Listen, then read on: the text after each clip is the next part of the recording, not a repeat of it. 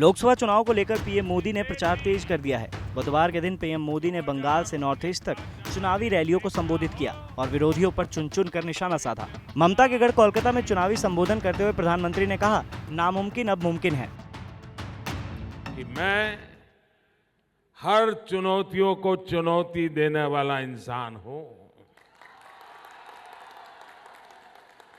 मुश्किल से मुश्किल काम हाथ में लेने की तैयारी रखने वाला इंसान हूं और जो काम हाथ में लेता हूं उसको पूरा करने के लिए जी जान से जुटा रहता हूं। आपने कभी सुना है कि आपका ये सेवक कभी छुट्टी पे चला गया? सुना है? कभी छुट्टी ली है? कभी आराम किया है? कभी मौज मस्ती में टाइम बिगाड़ा है? आप ही के लिए लगा हूं कि नहीं लगा हूं? 125 करोड़ देशवासियों के लिए लगा हूं कि नहीं लगा हूं? ये आपका आशीर्वाद है, आपका प्रेम है जो मुझे दिन रात आपके लिए काम करने की नई ऊर्जा देता है। अरुणाचल की चुनावी रैली में पीएम मोदी ने कांग्रेस के मैनिफेस्टो पर निशाना साधा। उन्होंने इसे ढकोसला पत्र करार दिया। एक तरफ इरादों वाली सरकार है तो दूसरी तरफ सिर्फ और सिर्फ झूठे वादों वाले नामदार है।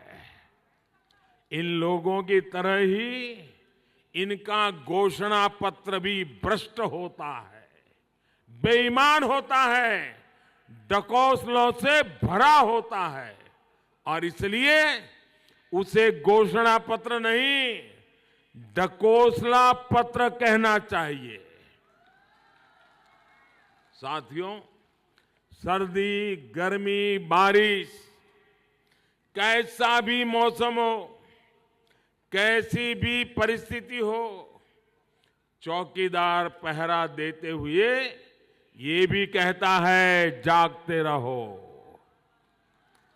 और इसलिए आपका ये चौकीदार भी आपको जागते रहो कह रहा है। इनके भ्रष्ट वायदों से आपको आगाह कर रहा है।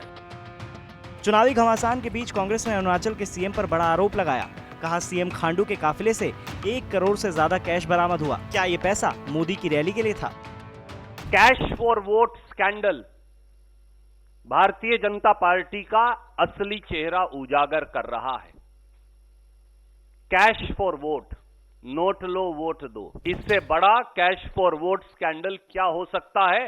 क्योंकि रात को 12 बजे रिकवरी होती है और सुबह 10 बजे प्रधानमंत्री नरेंद्र मोदी वापसी घाट में रैली का संबोधन इस समय कर रहे हैं।